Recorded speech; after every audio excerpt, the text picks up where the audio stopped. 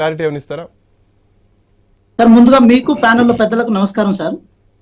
In case కక్షపూరితంగానే నడవాల్సి వస్తే మాత్రం జగదీశ్వర్ రెడ్డి గారు కనీసం అసెంబ్లీకి కూడా రారు సార్. డైరెక్ట్ తిహార్ జైలుకో లేకపోతే మనకి ఇక్కడ చెర్లపల్లి జైలుకో డైరెక్ట్ బాట వేయడమే. ఎందుకంటే పర్సనల్ అటాక్స్ అని అంటున్నారు కదా.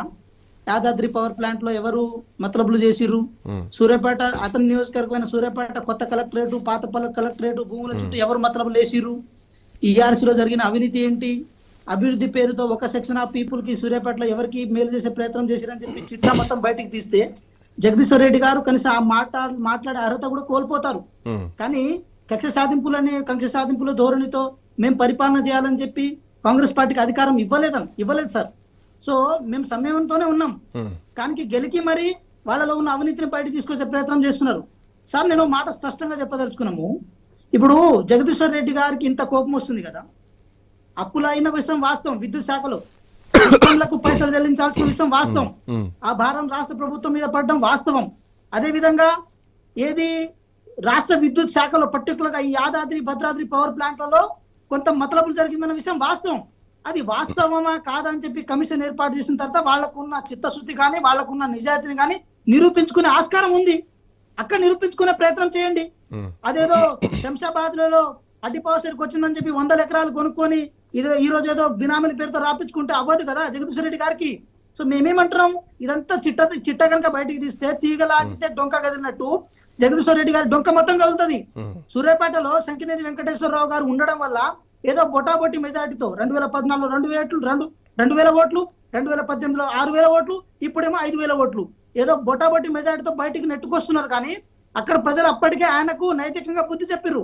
అయినా సరే చిత్తశుద్ధితో వ్యవహరించకుండా అదేదో నేను తెలంగాణ ఉద్యమకారిని, తెలంగాణ ఉద్యమం నా చుట్టే తిరుగుతుందని చెప్పి ఆ సెంటిమెంట్ ని రగిల్చి దాని ఏదో పబ్బం కట్టుకునే ప్రయత్నం కనుక చేస్తే 100% చెప్తున్నాం శ్రీకాంత్ గారు, వ్యవస్థ అంటే మొత్తం అవినీతిలో కాళేశ్వరం ఒక కన్ను అయితే విద్యుత్ అనేది ఇంకో కన్ను.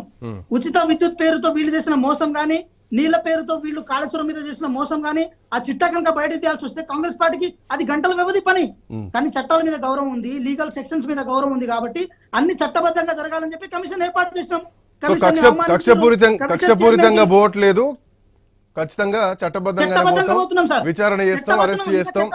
అందుకే అంటే ఇట్లాంటి కామెంట్స్, ఈ జైలుకు సంబంధించినటువంటి కామెంట్లు, జైలు జీవితం అనుభవించిన అన్నటువంటి కామెంట్లు, ఇవన్నీ ఇండైరెక్ట్ గా జైల్లో వేస్తా ఉన్నటువంటి భావాన్ని తీసుకొస్తున్నారా, అర్థాన్ని తీసుకొస్తున్నారా? సార్ ఒక మాట నేను మర్చిపోక మాట చెప్తున్నా. అదేదో ఒక డైలాగ్ ఈ మధ్య బాగా తిరుగుతుంది, సాంప్రదాయాన్ని సుప్పిని శుద్ధ పూసని అన్నట్టు. ఈరోజు జగదీశ్వర్ రెడ్డి గారు అసెంబ్లీలో చాలా పద్ధతిగా, చాలా శుతిమెత్తంగా అదేదో మన వెనకట పుచ్చలపల్లి సుందరయ్య గారు మాట్లాడుతున్నారు సార్. సూర్యాపేట విషయానికి వచ్చినప్పుడు అతని నియోజకవర్గం అది, సరే ఉమ్మడి జిల్లాకు వారు మంత్రిగా చేసిరు. సూర్యాపేట కొత్త కలెక్టరేట్ వచ్చింది.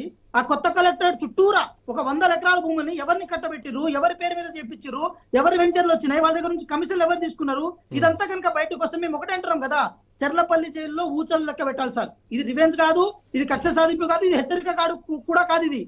కానీ వారు ఒక శాసనసభ సభ్యులుగా ఉన్నారు, వాళ్ళు గౌరవించి మాట్లాడాలి. అసెంబ్లీ సమావేశాలకు సంబంధించిన ఏదైతే సాంప్రదాయాలు ఉన్నాయో, ఏదైతే టర్మ్స్ అండ్ కండిషన్ ఉన్నాయో దాన్ని బేస్ చేసుకుని మాట్లాడినప్పుడు ఆ గౌరవం కూడా ప్రభుత్వం నుంచి ఉంటుంది సార్. కానీ ప్రభుత్వాన్ని రెచ్చగొట్టే ప్రయత్నం చేసినప్పుడు ఆటోమేటిక్ గా ఇవన్నీ బయటకు వస్తాయి కదా sir. Right, welcome back to you. ఒక చిన్న బ్రేక్ తీసుకుందాం. బ్రేక్ తర్వాత డిబేట్ విల్ బి కంటిన్యూ.